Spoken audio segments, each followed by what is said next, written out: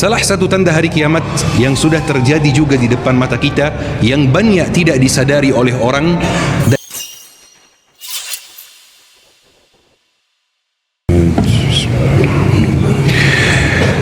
Alhamdulillah, alhamdulillahilladzi amara bittaqwa wa ja'alaha wasiyatal awwalin wal akhirin. الحمد لله الذي أمر عباده بالتقوى. الحمد لله الذي قال في كتابه الكريم: يا أيها الناس اتقوا الله حق تقاته ولا تموتن إلا وأنتم مسلمون.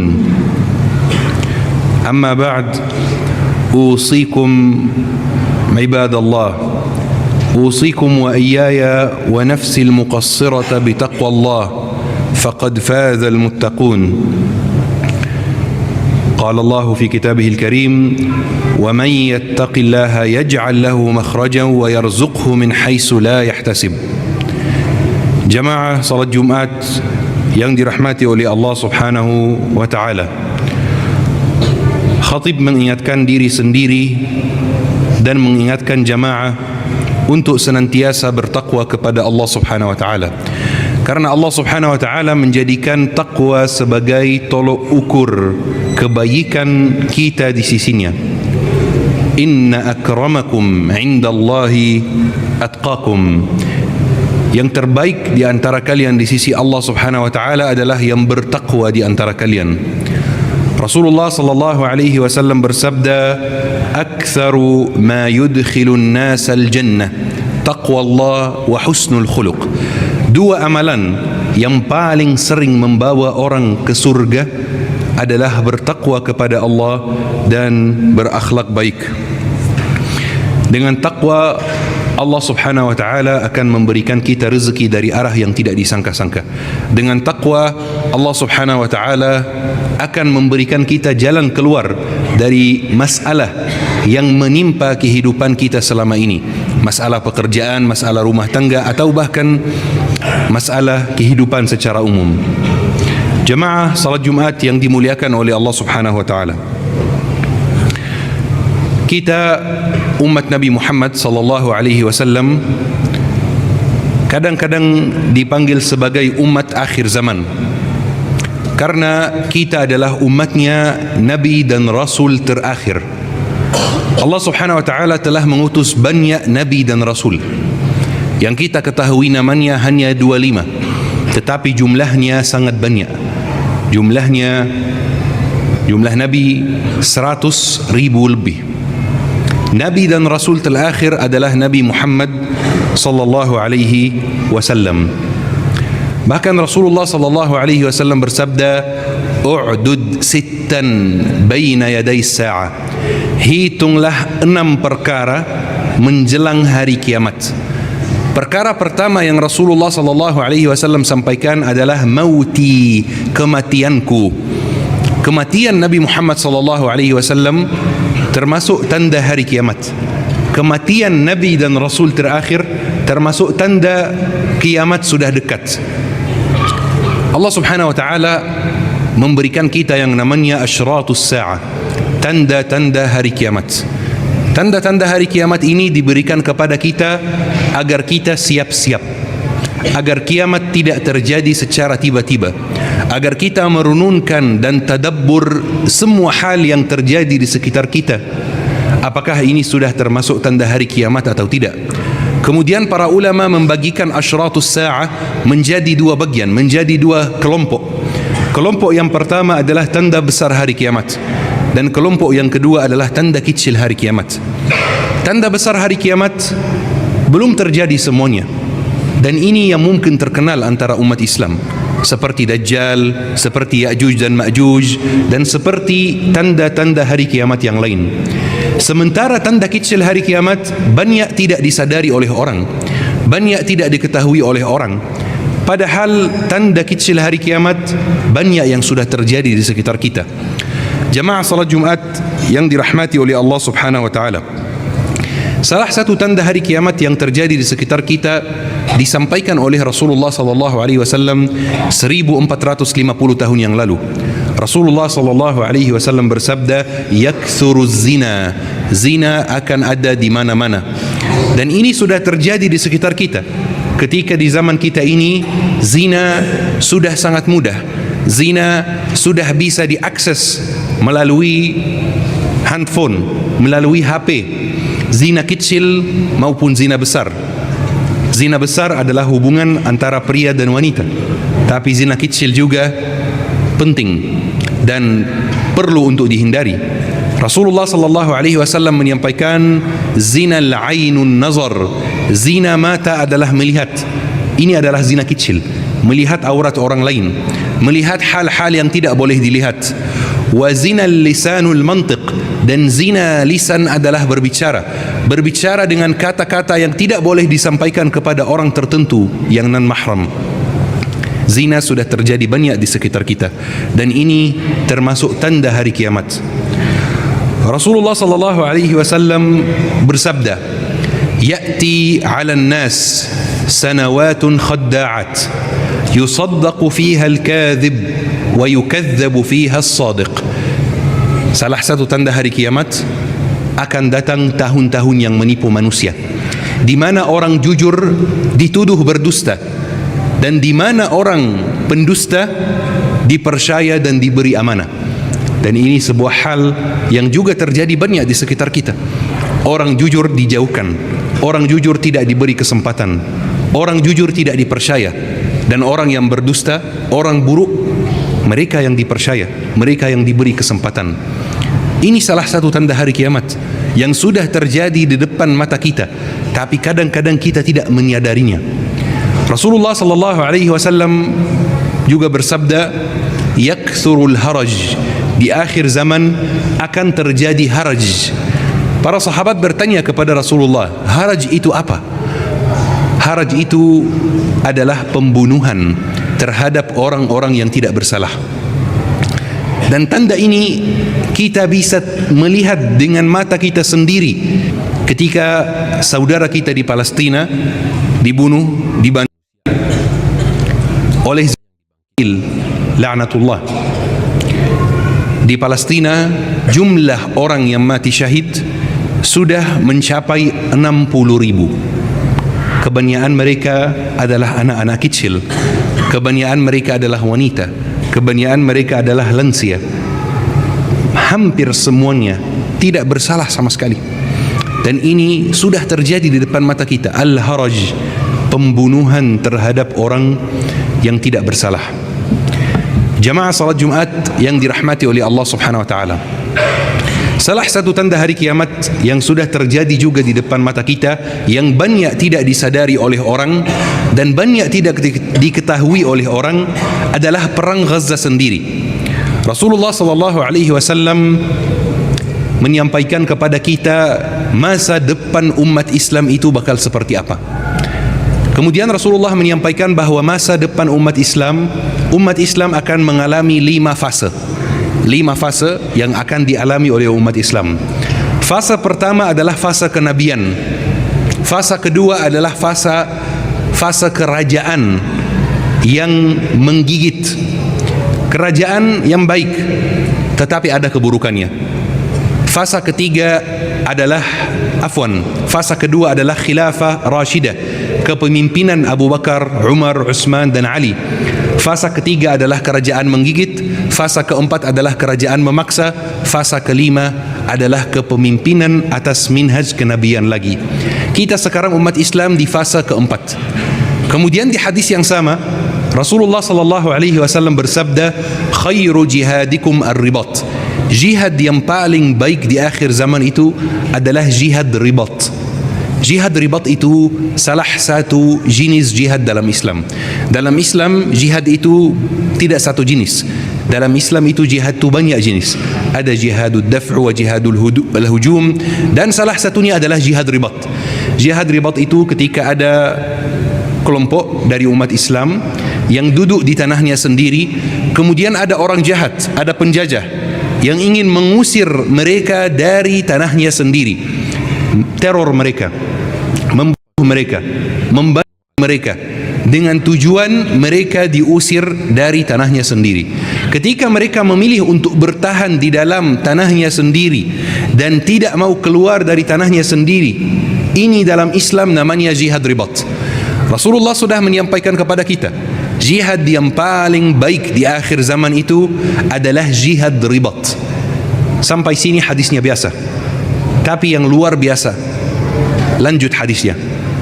Rasulullah sallallahu alaihi wasallam bersabda, wa khairu ribatikum asqalan, dan ribat yang paling mulia di akhir zaman adalah ribat yang ada di kota Asqalan.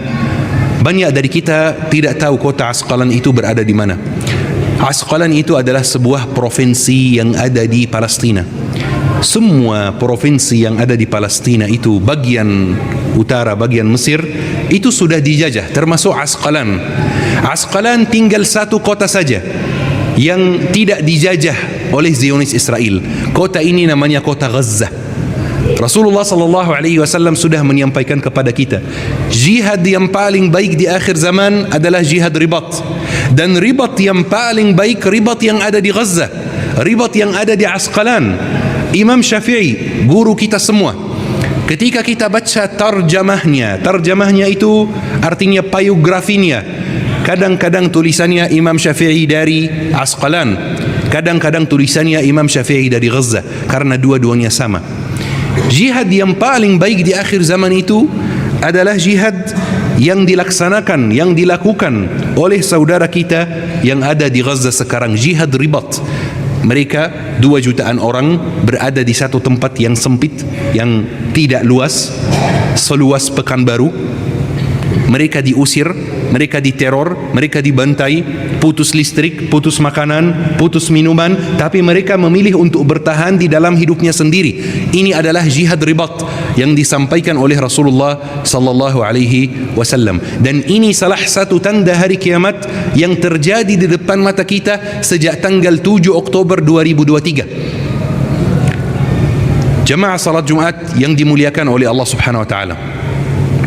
Salah satu tanda hari kiamat yang terjadi juga di sekitar kita disampaikan dalam hadis Rasulullah sallallahu alaihi wasallam, di mana Rasulullah bersabda, yusbihur rajulu mu'minan wa yumsi kafiran. Di akhir zaman, orang-orang di pagi hari itu masih beriman, masih berislam, masih mengucapkan syahadat. Malam hari sudah keluar dari Islam. Dan ini sudah terjadi di sekitar kita. Karena di akhir zaman banyak fitnah, banyak ujian yang mengoncangkan keimanan kita. Banyak sekali ujian yang kita dapat, yang bikin kita mengucapkan kata-kata yang tidak diridai oleh Allah Subhanahu wa taala, seperti ya Allah, kenapa saya? Ya Allah, kenapa semua orang hidupnya lancar sementara hidup saya sulit? Kata-kata yang menyalahkan takdir, menyalahkan Allah Subhanahu wa taala, yang bikin keimanan kita terancam, sehingga gara-gara ujian tersebut keimanan kita tergoncang. Dan ini yang disampaikan oleh Rasulullah sallallahu alaihi wasallam, yusbihur rajulu mu'minan wa yumsi kafiran. Wajar kita dapat ujian, karena ini namanya dunia. Kalau tidak ada ujian berarti sudah surga. Rasulullah sallallahu alaihi wasallam pernah dapat ujian yang sangat besar berupa kematian anaknya Ibrahim. Kita sebagai manusia, kalau dapat ujian, wajar untuk merasa sedih. Ini manusiawi. Tapi tidak wajar mengucapkan kata-kata yang menyalahkan Allah Subhanahu wa taala. Tidak wajar, tidak boleh mengucapkan kata-kata yang tidak diridai oleh Allah Subhanahu wa taala. Rasulullah ketika anaknya Ibrahim meninggal dunia, Rasulullah nangis seperti kita. Karena Rasulullah bukan malaikat. Rasulullah manusia seperti kita yang merasakan nangis dan merasakan senang juga. Rasulullah nangis dan Rasulullah bersabda, innal aina latadma' wa innal qalba la yahzan. Sesungguhnya hati saya merasa bersedih dan mata saya meneteskan air mata.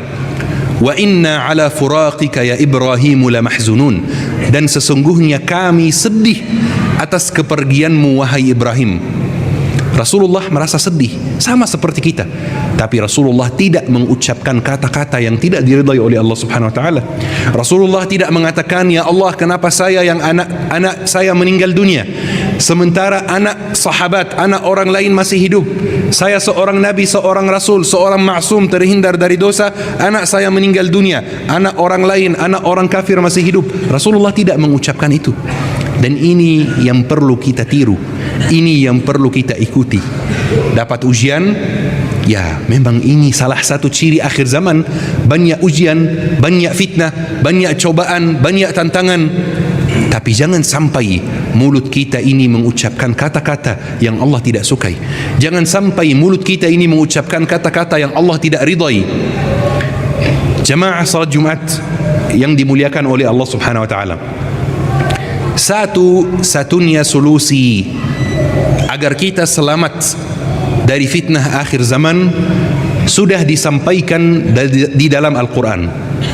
Allah Subhanahu wa taala berfirman, "Faman ittaba'a hudaya fala yadhillu wa la yashqa." Barang siapa yang mengikuti petunjukku, dia tidak akan tersesat, dia tidak akan celaka. Petunjuk Allah yang dimaksud di dalam ayat ini menurut banyak mufassirin adalah Al-Quran Al-Karim. Barang siapa yang mengikuti Al-Quran tidak akan celaka, tidak akan tersesat. Dapat ujian iya, dapat cobaan iya, dapat tantangan iya, karena kita manusia dan ini masih dunia bukan surga. Tapi ujian, cobaan, tantangan tidak akan merubah keimanan kita, tidak akan mengoncangkan keimanan kita kalau kita benar-benar mengikuti Al-Quran, kalau kita benar-benar mengikuti firman Allah Subhanahu wa taala, perintah Allah Subhanahu wa taala. Jamaah salat Jumat yang dimuliakan oleh Allah Subhanahu wa taala, kita harus jujur dengan diri sendiri. Seperti apa hubungan kita dengan Al-Quran? Hubungan kita dengan Al-Quran akan menentukan masa depan kita seperti apa. Hubungan kita dengan Al-Quran akan menentukan kalau kita diberi ujian, kita akan sabar atau tidak. Ujian yang kita dapat itu bisa selesai dengan sangat mudah jika kita dekat dengan Al-Quran. Rasulullah sallallahu alaihi wasallam bersabda, "Ya'til Qur'anu yawmal qiyamati syafi'an li ashabihi." Al-Quran akan datang di hari kiamat memberi syafaat kepada sahabatnya. Ana kadang-kadang lihat terjemahan hadis tersebut diterjemahkan dengan salah. Diterjemahkan seperti ini, Al-Quran akan datang di hari kiamat memberi syafaat kepada pembacanya. Dan ini kurang tepat. Yang benar adalah Al-Quran di hari kiamat memberi syafaat kepada sahabatnya. Karena sahabat Al-Quran bukan sekedar pembaca Al-Quran. Sahabat Al-Quran yang disebutkan dalam hadis Rasulullah ada 5 golongan. 5 golongan orang yang akan dikategorikan sebagai sahabat Al-Quran. 5 golongan orang yang akan mendapatkan syafaat Al-Quran di hari akhir insyaAllah. Golongan yang pertama, orang yang mengamalkan isi Al-Quran. Ketika melihat ada perintah di dalam Al-Quran, dilakukan. Ketika melihat ada larangan, dijauhi. Ketika melihat ada larangan zina, menjauhi zina dan menjauhi langkah-langkah zina, bukan hanya zina.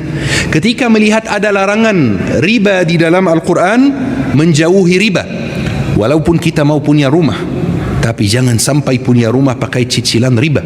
Walaupun kita mau punya mobil seperti orang lain, jangan sampai punya mobil dengan cicilan riba. Walaupun kita sedang membutuhkan uang, jangan sampai hutang dengan cicilan riba. Ini adalah orang yang mengamalkan isi Al-Quran, golongan pertama. Golongan yang kedua, orang yang mengajarkan Al-Quran. Rasulullah sallallahu alaihi wasallam bersabda, "Ballighu anni walau ayah." Sampaikanlah walaupun 1 ayat.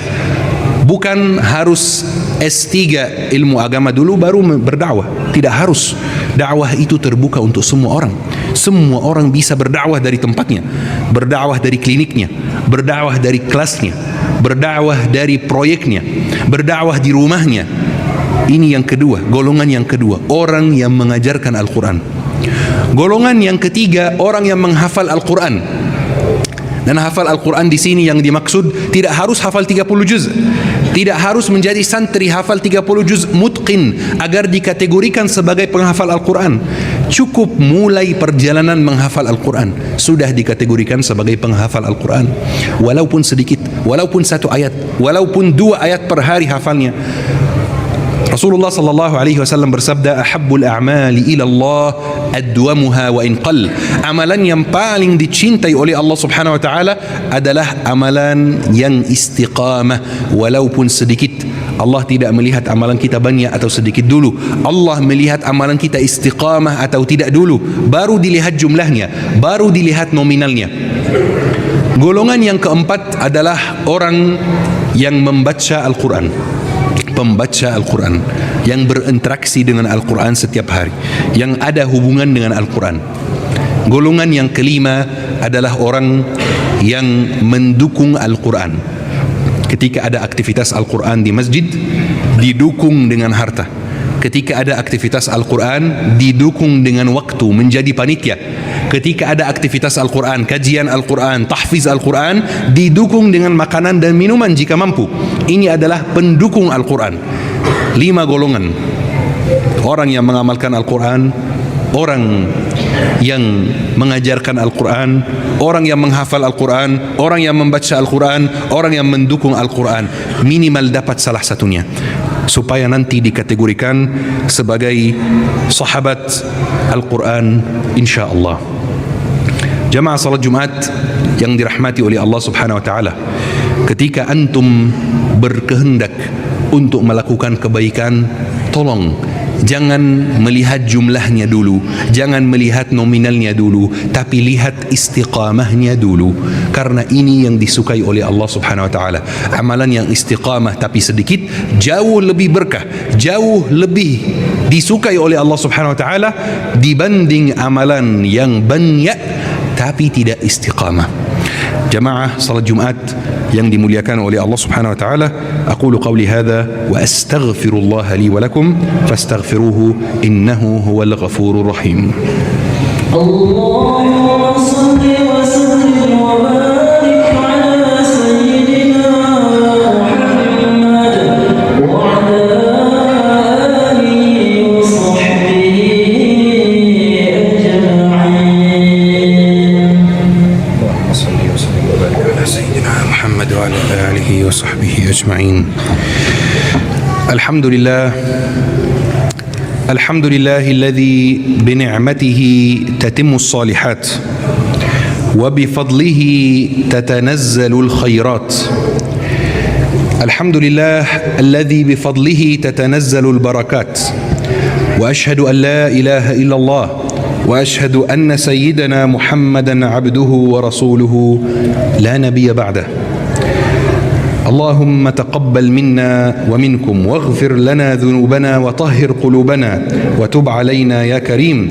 اللهم صل وسلم وبارك على سيدنا ونبينا محمد وعلى آله وصحبه أجمعين. اللهم اغفر للمسلمين والمسلمات المؤمنين والمؤمنات الأحياء منهم والأموات إنك سميع قريب مجيب الدعوات يا رب العالمين. اللهم انصر الإسلام والمسلمين وأعز الإسلام والمسلمين وأذل الشرك والمشركين ودمر أعداء الدين وانصر عبادك الموحدين. اللهم ارزقنا زيارة المسجد الأقصى. اللهم ارزقنا الصلاة في المسجد الأقصى. اللهم ارزقنا الدعاء في المسجد الأقصى. اللهم ارزقنا زيارته محررا يا رب العالمين. عباد الله، إن الله يأمر بالعدل والإحسان وإيتاء ذي القربى وينهى عن الفحشاء والمنكر والبغي يعظكم لعلكم تذكرون. فاذكروا الله العظيم يذكركم واشكروه على نعمه يزدكم ولذكر الله أكبر والله أعلم بما تصنعون. وأقم الصلاة.